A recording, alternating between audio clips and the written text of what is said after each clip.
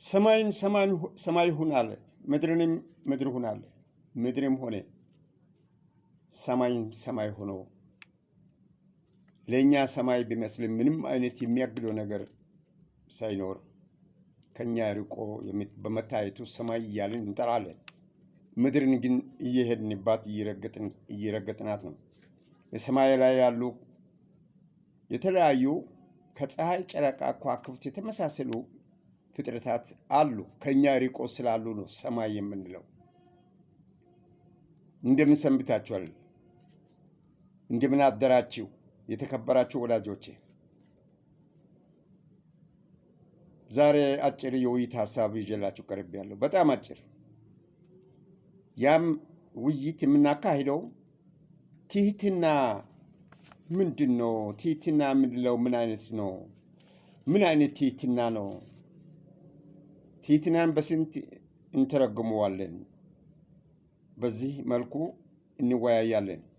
አሳጥሬ ነው የማቀርበው፣ አላስረዝምም።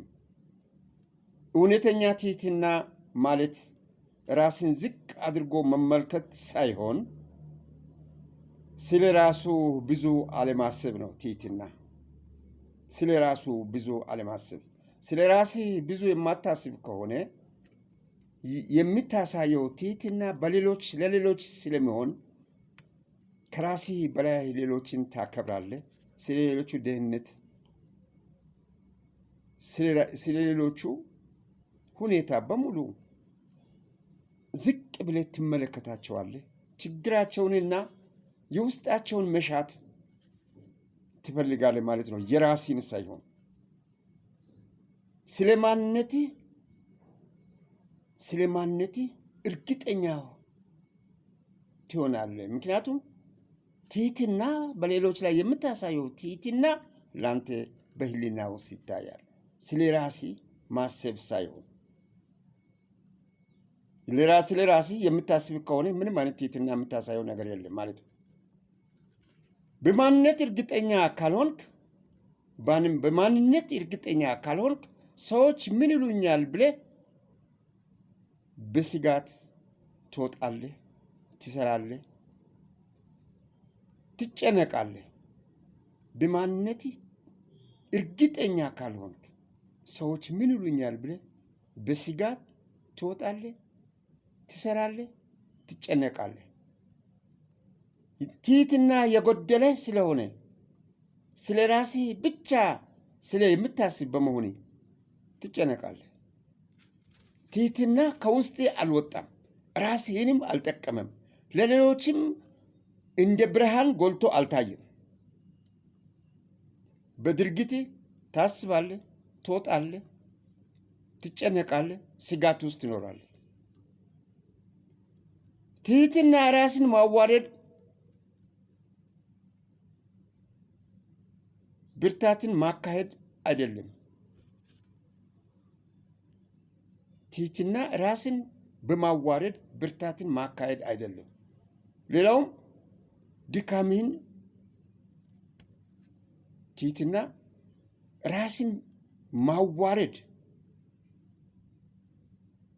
ዝቅ ማድረግ ነው። ብርታትን ማካሄድ አይደለም። አንተ ጠንካራ ነኝ እንዲህ ነኝ ብለህ ራስን በራስህ በመመካት የምታደርገው አይደለም። ድካምህን ማመን አለብህ። በብርታት በትህትና በስጋት ስትወጣና ስትሰራ የሚያስጨንቅህ ምክንያት ምን እንደሆነ ከተነገረ ድካምህን ማመን መቻል አለብህ። ይሄ ነው ትህትና። ታማኝ መሆን አለብህ በትህትና። እንደውም ታማኝነት ለራሴ ሳይሆን ውጭ ጎልቶ የምታይ ታማኝነት፣ ከልብህ የመነጨ ታማኝነት፣ ህሊና ሁሉ የተቀበለ ታማኝነት ሊኖር ይገባል። ትህትና ሳይኖርህ በጉልበት የምታካሂዳቸው ነገሮች ሁሉ አንተን ይጎዱሃል። እንደ ያዕቆብ ሹሊዳህ ተነክቶ ሽባ ትሆናለህ። ያዕቆብ በትህትና አይደለም የጠየቀው፣ በጉልበት በጉልበት ይዞ ካልባረከኝ አለ። ካልባረከኝ አልለቅህም ስል ምን አባት ይሄን ያህል ጉልበት ማን ሰጠህ ብሎ ሹልዳውን ነካ ሲያደርገው ሽባ ሆነ። እስከሚሞት ድረስ ሽባ ነው የሆነው። ያዕቆብን ሳይወድ ቀርቶ አይደለም ሽባ ያደረገው። አካሄዱ ከሚገባው በላይ ከሚያስፈልገውና ከሚታስበው በላይ ራሱን ለመካብ ራሱ ስም ለማስጠራት ትልቅ ለመሆን አዋቂ ለመሆን ባርከኝ የተባረከ ነው። በልጅ ተባርኳል፣ በሀብት ተባርኳል፣ በሁሉም የተባረከ ሆኖ ተጨማሪ በረከት በጉልበት ለማግኘት በመጣሩ ሹልዳውን ነካውና ሽባ አረገው። በሽባነቱ ሞተ። የእሱ ታሪክ ወደዛ ውስጥ አልገባም። ስለዚህ አንተ ትህትና በጎደለ ሁኔታ በጉልበት የምትጠቀመውን የምትሰራው ነገር ሁሉ እንደ ያዕቆብ ሹልዳ ተነክቶ ሽባ ሆነ ወደኋላ ትቀራለህ። የያዕቆብ ትግል ትህትና ባልተላበሰ በኃይል ካልባረከኝ ብሎ በመወጠሩ ነው። ከመጠን በላይ ያለፈ ጉዳይ እንዳይሆን የጉልበቱ ደረጃ ከዛ በላይ እንዳልፍ ሹልዳውን ነክቶ ሽባ አደረገው።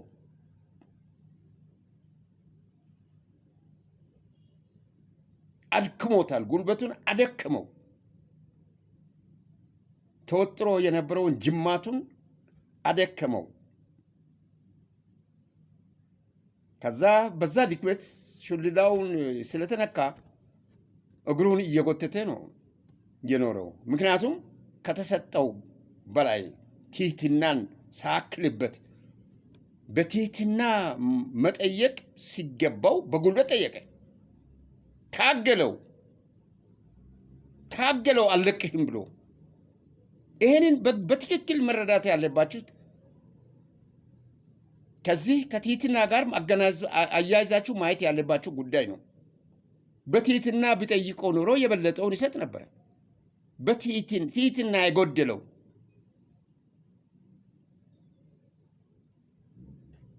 ስለ ራሱ የሚያስብ ስለሆነ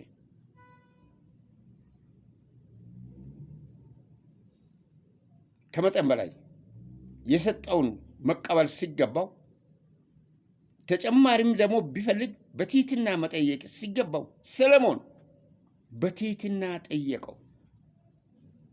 ከተጠየቀው በላይ ተሰጠው። ሰለሞን በትህትና ጠየቀው፣ ከተጠበቀው በላይ ተሰጠው። እነዚህ ሁለቱ ምሳሌዎች በትህትና ላይ እኛ በራሳችን ላይ ወስደን ማየትና ማድረግ የሚገባን ነው። ትህትና ወሳኝነት አለው። ባህሪ ፍጹምነት የሚከወን አይደለም። በባህሪ ፍጹምነት የሚከወን ነገር አደጋ ያስከትላል።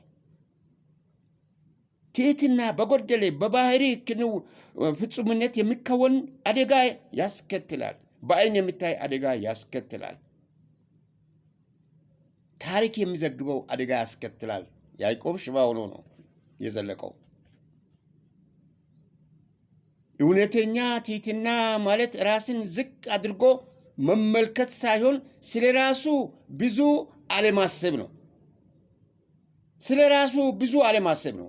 ዝቅ ማድረግ ብቻ። ውሻም ጭራዋን ወደኋላ አድርጋ አጎንብሳ ትሄዳለች። ልትነክስ ስትመጣም አጎንብሳ ትመጣለች። አይደለም። ስለ ማንነት እርግጠኛ ያልሆነ ትህትና ደግሞ ጉዳት ላይ ይጥላል። በማንነት እርግጠኛ ካልሆንክ ሰዎች ምን ይሉኛል ብለህ በስጋት ትወጣለህ፣ ትሰራለህ፣ ትጨነቃለህ። ይህን ምንም አይነት ትህትና የለህም። በውስጥ ያለው ፈንቅሎ ሊወጣ ስለሚሞክር ነው የምትጨነቀው። በውስጥ ያሰብከው ትህትና የጎደለ አሰራር፣ አካሄድ ያለህ በሙሉ ለመውጣት ሲፈልግ ነው የምትጨነቀው፣ የምትሰጋው፣ በስጋት የምትወጣውና የምትገባው። ትህትና ራስን ማዋረድ ብቻ አይደለም፣ ብርታትን ማካሄድ አይደለም። ትህትና ራስን ማዋረድ ብቻ አይደለም፣ ብርታትን ማካሄድ አይደለም። ድካሜን ማመን ነው። በሰው ፊት የሚታይ ድካሜ በእግዚአብሔር ፊትም ይታያል። ይህንን ድካም ማመን ነው። ታማኝ መሆን ነው። በሰው ዘንድ ታማኝ ካልሆንክ በእግዚአብሔር ፊትም ታማኝ አትሆንም። ለእግዚአብሔርም ታማኝ አትሆንም። ታማኝነት በገንዘብ አይደለም፣ በሚቆጠር ነገር አይደለም፣ በሚታይ ነጥብ አይደለም። በትህትና የምታደርገው ድርጊቶች በሙሉ ታማኝ ያደርጉሃል። በባህሪ ፍጹምነት የምታካሂደው አደጋ ያስከትልብሃል። በፍጹምነት፣ በታማኝነት፣ በፍጹምነት፣ በእውነተኝነት ላይ የተመሰረተ ትህትና ሳይኖር በባህሪ ፍጹምነት የምታካሂደው አደጋ ያስከትልሃል። ይህንን ጠንቅቀህ ማወቅ ይገባል። ጠንቅቀን ልናውቅ ይገባል። ጠንቅቃችሁ እንድታውቁ ይገባል። እውነተኛ ትህትና ምን እንደሆነ ስለ ማንነት እርግጠኝነት በትህትና በራሴ ውስጥ ያስቀመጥከው ያኖርከውን ከውስጥ ዘልቆ የወጣ በአይን የሚታይ ብርሃን እንደ ብርሃን የሚያንጸባርቅ ውስጥ ሊኖር በውስጥ ከውስጥ የሚወጣ ሊሆን ይገባል። ለራሴ ሳይሆን ለሌላው የምታስብ ከሆነ በትህትና ራሱ ጎልቶ ይታያል። ለሌላ ካንተም አልፎ ለሌላ ከውጭ ተመልካች ለውጭ ተመልካች ጎልቶ ይታያል። በአደባባይ ላይ ይመሰከርልሃል። ትህትና ምን አይነት ትህትና እንደሆነ ማስረጃ የሰውም ሳይሆን የእግዚአብሔርም ይመሰክርልሃል። ስለ ራሴ ራሱ ይሰራል። ስለ ራሴ ሌላው ያስባል። ስለ ራሴ ሌላው ይጨነቃል። አንተ በትህትና ሐሳብህ ለራስህ የምታስብ ከሆነ በፍጹም ይህ እውነተኛ ትህትና አይደለም። ስለዚህ እውነተኛ ትህትና ሊኖረን የሚገባው ለራሳችን ለግላችን የምናስብ መሆን የለብንም። የግላችን የምናስብ ከሆነ እውነተኛ ትህትና በውስጣችን የለም። ድካማችንን ማመን የማንችል ከሆነ ምንም አይነት ትህትና የለንም። የምናውቀውም ነገር የለም ስለ ትህትና።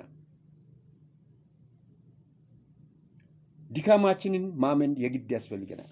እኔም አንተም ሁላችንም ድካማችንን ካመንን እውነተኛ ትህትና ነው በውስጣችን ያለው።